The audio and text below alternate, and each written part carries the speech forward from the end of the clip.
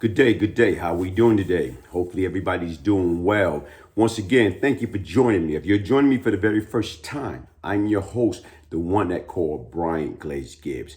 My story is about change, about redemption, about second chance, about right now was you facing a difficult situation and right now you asking yourself, is it going to bring me pleasure or is it going to bring my family pain? What you have to say later for that. Why?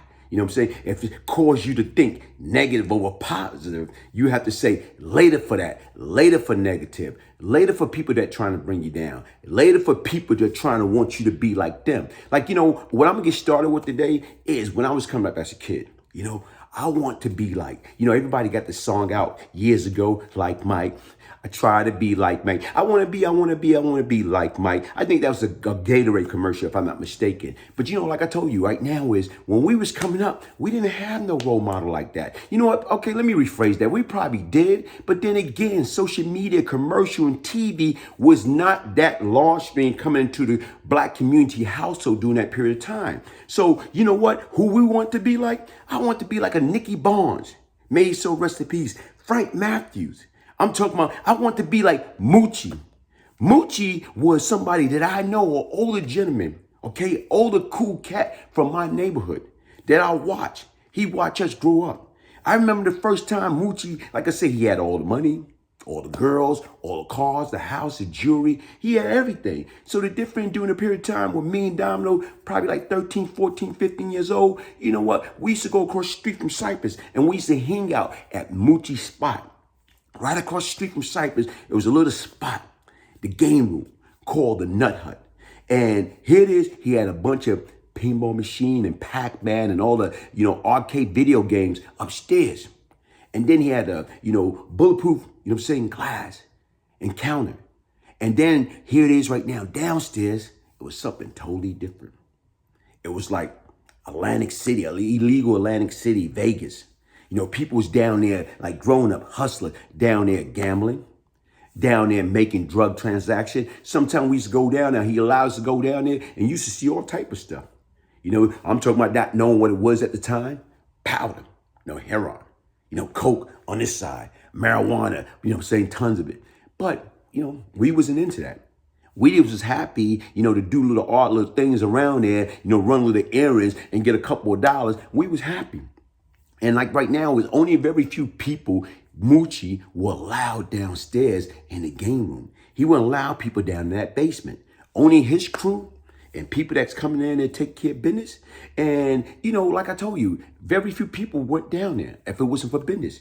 So I can remember at one time, they snatched this cat, one of the cats from the neighborhood.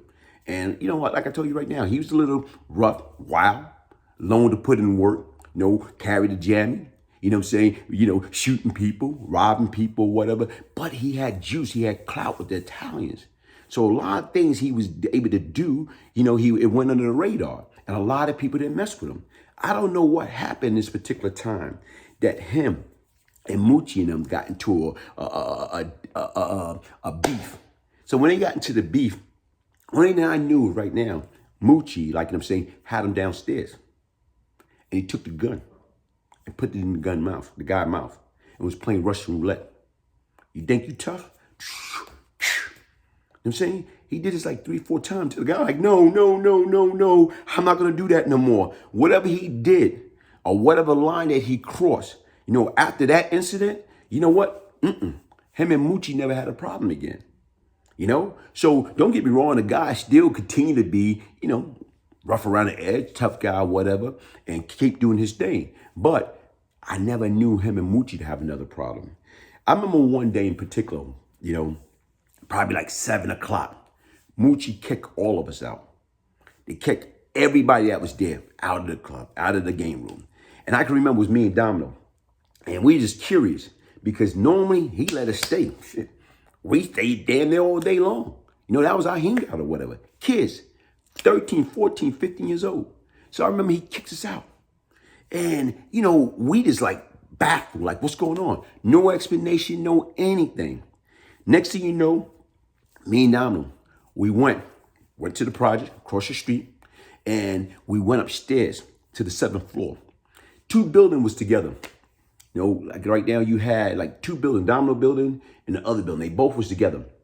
So wow, those two buildings up, we went upstairs, went to the roof. And what we was doing is, man, we stayed on that roof that whole night, going into the wee hours in the morning, watching, see what's going on. So it took a while, like hours, probably like 2, 3 o'clock in the morning, when two teenagers should be in home, you know, with their moms and dad or whatever, their brothers and sisters. Me and down on the roof. And what we watching, what we seeing is, here it is. All of a sudden we see movement. We see a van pull up. The next thing you know, time went on, we see like what appeared to be a piece of carpet, a rug. You know what I'm saying, a large rug. And you can see a couple guys carrying it, like, and put it into, they took it out the store, out the game room, and they put it in the back of the van, and they drove off. So, Domino looking at me, I'm looking at Domino, and right now it's like, whoa, wait a minute, like what happened? Who was that in that rug? So we didn't know. So as time went on, the very next day, shop back open. Like nothing never happened. So those are the things that you sit back and think about it. Like even as kids, you have to watch your children, watch the company they keep, watch where they hang out, knowing the destination, location, what's going on in that spot. What's going on in that location? Oh, my kids are always at the game room. Or my kids are always at Starbucks. My kids are always wherever they at. Find out what's going on there. Investigate. Because once again, you can see a problem. You can prevent that problem from happening even before it become a problem. But you got to know what you're looking for. And like I told you, me, Domino, and a lot of us back then, we just wanted to be down. We just was cool. We just want to have fun. And even as time went on, like I told you with Moochie, like I learned a lot from Moochie. I remember I ran into a situation where as a guy that we went away as kids, we went to Elmira together, we was in Fishkill together, whatever. And you know what, when I came home and I got into the game, you know what I'm saying? Once I got into the game, and you know what, people that you know from the past, especially in the P now, when they come home, they want to be down. So he wanted to get down for me. And I want him hitting him off with a package. And when I hit him off with a package, I didn't know at the time, like what was going on in his life. When I see him, decent, look like, right now, is guess what? He had his stuff together or whatever. So back then, when you give somebody a package, you give them on consignment. So here it is. If you gave them a package, say you gave them $10,000 package. So the difference is right now, you give them a $10,000 package. So you want them to, it could be an 80-20, okay? 75-25. So here it is. If it's a $10,000 package, they're going to bring you back $7,500 and they're going to keep $2,500 for themselves. And y'all keep doing that. It all depends upon who's who. Either they're going to get more or they're going to get less. So this individual right now, hit him off. Okay, cool. And then right now is when I go get my money, he give me half, say, I need some more, but I got the other half people coming. So this happened about 2-3 times. Then it dawned on me, this cat was playing me. It's dawned on me that he was getting high. Okay? So to me, I'm looking at it right now. One time I go over there, go to this lady's house in Marcy, and I'm at her apartment waiting. I knock on the door, people say, yo, he in the back with his girlfriend. So, okay, next thing you know, she come out. Oh, he ain't here. What you mean he's not here? They just say he was there. He jump out the window. So I didn't know the situation fully. So me, myself, you thinking this dude's like trying to play me, trying to take advantage of me? Nah, we ain't having that or whatever. So me, I was talking to Moochie about that. I said, Moochie, I explained the situation to him. So basically he said, look, man, okay, what the guy owe you? Told him a few $1,000s. So he go like this, how much do you got saved? So I told him, I'm saying, period, like, what did I have saved at the time? He said, do the math, man. He said, look what you got saved. So you're going to risk that over somebody that he didn't take it from you. You gave it to him. Okay, he beat you. He's getting high. So what you got to understand, that's part of the game. And the difference is when you invest in people, it's like investing in the stock market. Sometimes you got to expect, as much as we like to have gains in life, guess what? You got to expect the loss. Because right now, you're going to lose. No company out there, corporate America, illegal, no company out there always turn a profit. You can turn profit, but you will take losses. But it's up to you to minimize the losses. So to me, like Moochie was telling me, if you go hit this guy, you go kill this guy, for what? Now you jeopardizing yourself, putting yourself in line, facing 25 to life, for what? Because of your bad decision. You got to take the loss. And you know what? He was right. As you sit back and think about it, more and more, the guy was getting crazy high. That was my fault. I should have seen that, but I didn't. Even as time went on, I'm gonna bring up another story about Moochie. Was like, he was so smart. And what I mean, because he knew he was becoming the thing of the past. Like he was, getting older. And he didn't have the clout that he once had. He didn't have the crew that he once had because he had, guys like my age was coming up. So I didn't know it at the time, but what Moochie used to do, Moochie used to when guys come to him or they want to make deals or they want, drugs, right now, Moochie used to broker a lot of deals back then. And what he used to do when these guys come around, he let it be known. He's like, look, man, I raised Glaze and no guys. I raised Domino no guys. Those guys like my son. So what he was doing is, and I didn't know until years later, what he was doing, letting people know, guess what? Here it is. These guys is on my side. I raised them. They like my son. And with the reputation that we've had during that period of time, people like, if Moochie had a problem with them, they automatically thinking, guess what, man? We can't really do nothing to Moochie because Moochie still got Glaze in them. And we didn't want no problem with them. And, as time went on and I discovered what he was doing, I was kind of pissed.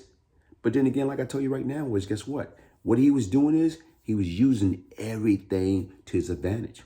Yeah, he knew me. He knew me well. We had a great relationship. But the difference is right now, like I say, and he knew what he needed to do and what he needed to say and get it out there in the air and letting people know that guess what? He's still protected. He didn't have to pick up a gun. He had to do none of that stuff. Them say at his age, what he did was he used this.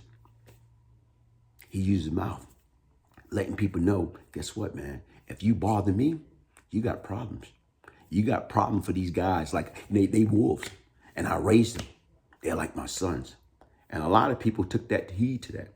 And guess what? A lot of times people didn't come after him.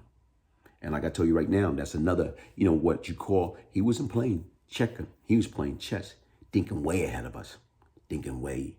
And even right now, like I say, it's unfortunate, when I went away, like I say, Moochie was in that street life. And what wound up happening was he ran into a horrible, horrendous death. It's like, I don't know what happened. I don't know the detail. I just know, when I was away in the 90s, that they had found Moochie body in the back of a car. The trunk of a car, stab up, shot up, and burned. And you sit back and look at it like, man, what the heck happened? Who was that pissed or irritated at you I'm talking about, put you in the trunk of a car, like torture you, stab you up, shot you. And then right now, add insult to injury, burn you up in the back trunk of a car. That's a heck of a way to go. But like you say right now is, to me, you sit back and look at it as I started it. You know what? I didn't want to be like Mike. Try to be like Mike. I didn't want to be like a positive person, a positive role model. Right now is you don't have to worry about, you never heard, or like I tell you right now, you're not going to hear Michael Jordan or guys like that going out like that, getting shot, getting murdered, getting burned up in the back of a car. Why? Because they do it right the first time. They keep it clean. Opposed to, like you say with Moochie, look what I want to be. I want to be like Moochie. I want to be like, Frank Matthew. They don't even know what Frank Matthew at. They don't know whether he's alive, whether he's dead. They don't know anything. I want to be like the Nicky Barnes, okay? Here it is, Nicky, big guy, one time. Look at him now. May his soul rest in peace. New Nicky or whatever. You know what Nicky did? Nicky did what he thought was best. You know what I'm saying? He made a deal. He didn't die in the prison. He came home, changed his life, got, while he was away helping people. And like I say, folks, I'm not here to judge. Let's let he or she who are not sin, without sin, cast the first stone. Only thing I'm speaking about what we can do, Get folks to see things differently. Get folks to know that that's not the life. That street life is not the life. That gangster rap stuff is not the life. Education is the life. Empowerment, enlightenment, building together as a whole. That's the life. You know what? My name is Glaze Gibbs. My story is my ministry. Follow me on Instagram, Glaze Gibbs. Follow me on YouTube. Hit that like button. Subscribe to my channel. Like I tell you right now, here it is. This is my ministry. I talk about the good. I talk about the bad. I talk about the ugly. Beyond Lucky, the Glaze Gibbs story. A true story. Crack, money, murder, and redemption. If I can change, anybody can change. And if somebody come to you with a plot, a scheme, a crazy ideal that gonna get you locked up or get your head blown up or get your family tortured, you take it from Glaze Gibbs and you tell them that I say later for that. Get your merch, your t-shirt, your long t-shirt, your hoodie, your cup, your mug. It's all in the description box. You know what I'm saying? Support the cause. Once again, thank you for joining me. I am the one they call Glaze Gibbs. One love.